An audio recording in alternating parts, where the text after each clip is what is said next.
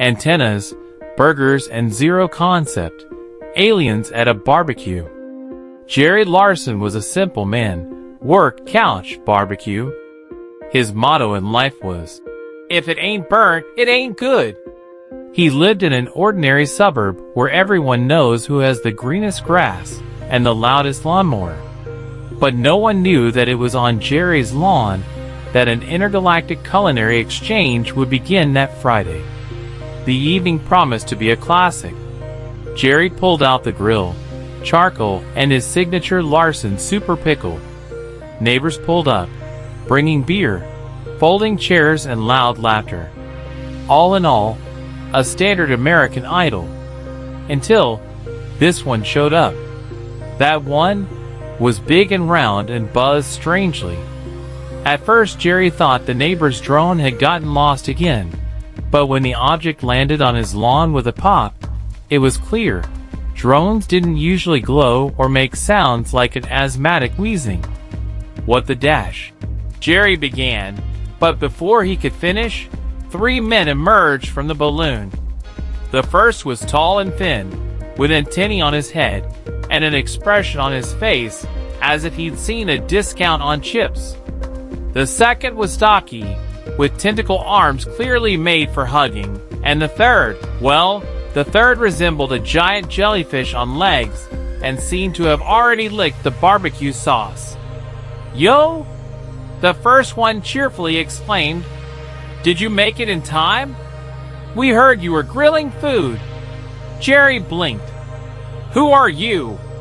"Tourists," explained the second, scratching his antenna.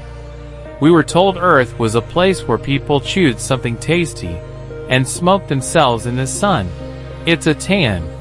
Jerry corrected, still not sure how to live with it. The third creature turned to the grill. "Well, what do we have here?" "Oh, beef." "All right, I'll take 2 of those. I'm allergic to pepper, but no spices." Jerry held out a piece of meat as his brain tried to catch up with what was going on. "Hey, are you sure this isn't a joke? Maybe it's neighbor Jim wearing a Halloween costume?" The creatures looked at him, then looked back at each other. "Who's Jim?" "We didn't eat him, if that's what you mean." "We didn't eat anybody." The first one was outraged. "We're on a diet." "What diet?" Joined in from Jerry's neighbor, Bob, who came closer. "The planetary diet. All we eat now is fried food. Your burgers are famous all over the galaxy." "Ours?" Jerry felt like a national treasure for the first time. And so began a most bizarre evening that mixed antennae, roasted corn, and many unanswered questions. If you like the style, I can continue with an even bigger dose of absurdity. Jerry stood at the grill like a captain at the helm. The situation was out of control, but he wasn't in the habit of leaving things halfway. While the meat sizzled on the grill, the aliens actively explored the surrounding area. "Is that a tree?" the tall one asked, kicking an old cherry tree. "Yeah, it's a tree," Jerry muttered, turning the cutlets over. "You got one there on your... What did you say? Fruxus? Do you have that too?" "Do we?" "No, of course not. Oxygen is expensive. If something grows, we eat it right away. And we have free oxygen," said neighbor Bob, sipping a can of beer. "Free? You live here like kings," hissed the stocky alien, flashing his light bulb eyes. "Yeah, except kings get taxed less," Jerry muttered. Meanwhile, the jellyfish crawled shyly into Jerry's house. "Hey, where are you going?" he shrieked. "I'm going on a reconnaissance mission." "Where's the refrigerator?" "There's nothing to find in the fridge. There's only..." Jerry was silent as he realized that his favorite hot dogs were in the fridge. A moment later, the jellyfish swam back out, holding a package of hot dogs in its tentacles. "Are these your doggies? Why are they so small?" We have hot dogs the size of your neighbor.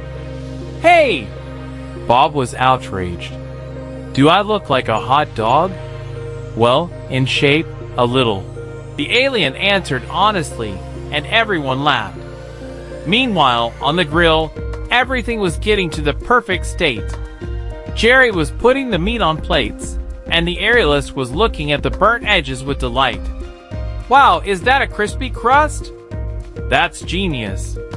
Who came up with the idea of roasting it? We call it a creative mistake, Jerry muttered.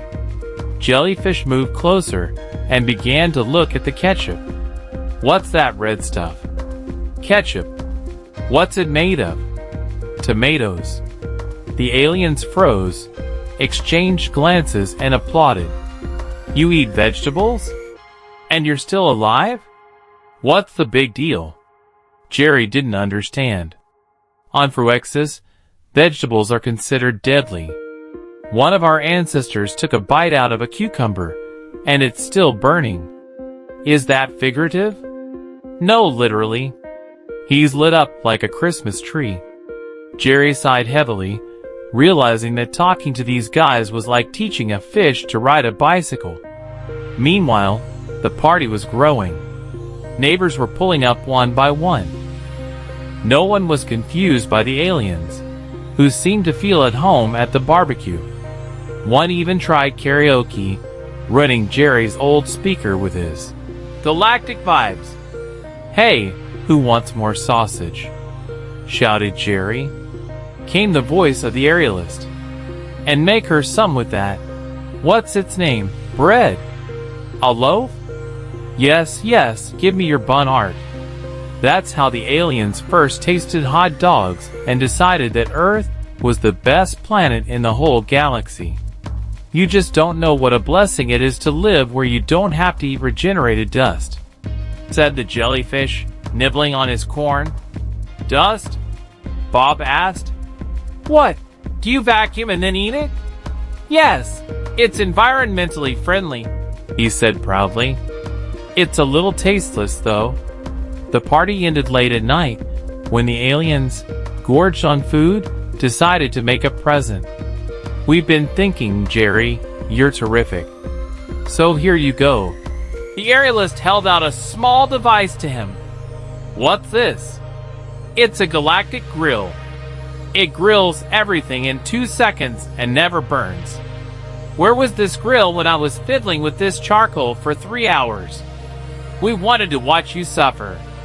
This is fun. With that, the aliens jumped into their flying balloon and disappeared into the sky, leaving Jerry with a new grill, a stack of their business cards, and a deep sense that his life would never be the same again. The next morning, Jerry woke up feeling slightly like he had eaten an entire cow and snacked on half the moon. Blurry images popped into his head. Antennae, sausages, some strange dance that was clearly not safe for his spine. But as soon as he stepped outside, he realized the alien barbecue hadn't gone unnoticed. For one thing, his lawn looked like it had been plowed by a giant robot tractor. Huge marks from the alien craft had turned the green carpet into something between a mud bath and a battlefield. At the spot where the jellyfish fell face first into the bowl of sauce, the grass began to glow for some reason. Second, rumors spread throughout the neighborhood. The neighbors, of course, were not confused and began adding their own facts to the alien story. Jerry's working for the government now, whispered Mrs. Carter from across the street. He's the one who called them here to exchange recipes. And Bob told me he got a golden burger from them as a reward, Miss Hudson replied. But the worst part was that now there was a line outside Jerry's house. People were bringing in burgers, sausages, even whole smoked turkeys, begging him to use his galactic grill. Jerry, grill me up a little something here. Neighbor Stan begged. I'll give you a beer, I promise. Jerry, we hear your cutlets are now blessed with alien technology. claimed a local blogger filming the whole process on camera. "I'll tell you all about it on my channel." Jerry tried to fight back. "I don't know how this grill works. It doesn't even turn on." But once he accidentally pressed some button, the grill started making sounds that resembled alien rap. Then he fired a laser that grilled an entire tray of wings in exactly 2 seconds. The line exploded with applause. "Jerry, you've got to open a restaurant," shouted Bob, licking his fingers. "You're going to be the king of barbecue." Jerry sighed heavily. He didn't want to be king. He just wanted to grill meat in peace and not have anyone looking at him like a YouTube star. But that was just the beginning. A week later, strange men in black suits showed up on his doorstep. "Jerry Larson?" one of them asked, looking at him like he was about to take him to another dimension.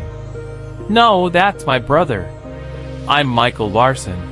Jerry immediately lied, but it didn't work. "We know about your barbecue. The government is interested in cooperating. What do you want me to do? Barbecue patties for the Army." "For the Army, for the Navy, for the Air Force, and maybe for secret space missions." Jerry shook his head. He was already wishing he'd run away with the aliens. Meanwhile, neighbors started bringing him offerings, bags of meat, marinade, and even unusual ingredients like exotic fruits. Someone even brought him a whole cow. "It's all about experimentation, Jerry. You're our hero now. A hero who just wanted to have dinner." Still, there were some good things about this situation. For example, the Galactic Grill was a time saver, and his previously burnt burgers were now perfectly juicy. But late one night, Jerry heard a strange noise. He looked out the window and saw the very same ship. "Jerry, we forgot one thing here," came the voice of the aerialist. "What?" "Our grill. It was a gift, well, temporary. We've got a waiting list for it. Take it." Jerry was excited as he brought it out. "And fix the lawn, too." The aliens looked at him, handed him a bag of some galactic fertilizer as a gift, and disappeared. The next day, Jerry was pleased to find that no more crowds of people were coming to his house. His life was back to normal. True, the grass on his lawn was now glowing at night.